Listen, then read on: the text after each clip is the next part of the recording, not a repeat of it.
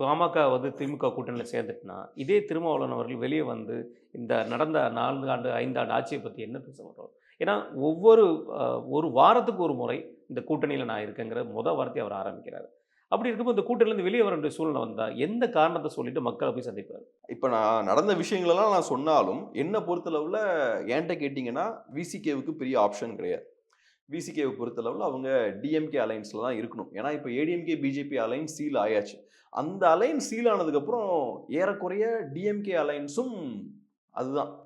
மாற்றங்கள் பெருசா வருவதற்கான வாய்ப்பு இல்ல. கம்யூனிஸ்ட்கள் இப்ப எங்க போவாங்க? காங்கிரஸ் எங்க போவாங்க? எம்டிஎம்கே எங்க போவாங்க?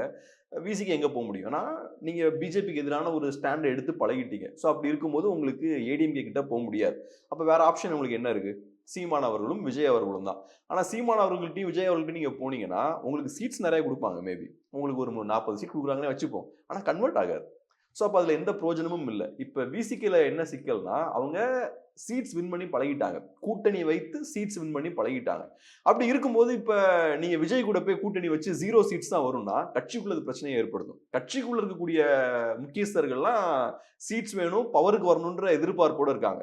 ஸோ அதனால உங்களுக்கு அதிமுக கிட்டயும் முடியாது. அதுக்கு வாய்ப்பு இல்ல. டோர்ஸ்லாம் அங்க குளோஸ் ஆயிருச்சு. அதே மாரி தனியாவும் நீங்க விஜய் கிட்டயும், சீமான்ட்டயும் முடியாது. அப்ப வேற உங்களுக்கு என்ன ஆப்ஷன் இருக்கு?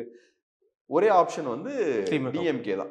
எனக்கு என்னமோ அதுல பெரிய விஷயம் எதுவும் இல்லன்னு தான் பார்க்கிறேன். பட் இருந்தாலும் திருமாவளவன் அவர்கள், அவர் கையில இருக்கக்கூடிய சக்திகள யூஸ் பண்ணி ஏதோ ஒரு வகையில ஒரு அழுத்தத்த போடுறார்.